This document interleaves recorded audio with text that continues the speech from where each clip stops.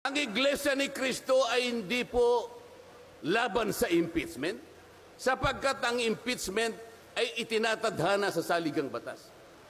Ngunit, kung ang paraan ng pagsasagawa nito ay wala sa batas at wala sa tuntunin, ito na naman ay pagmumulan ng kaguluhan, pagmumulan na naman ng pagkakabahabahagi ng ating bansa.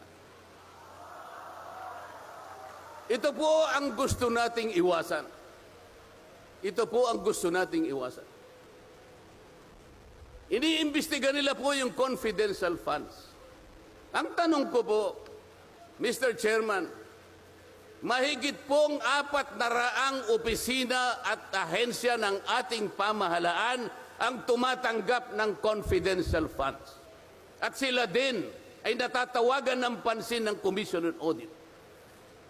Bakit naman isang opisina lang ang pinipilit niyong usisain? Hindi ba masyadong halata namang pamumulitika yan?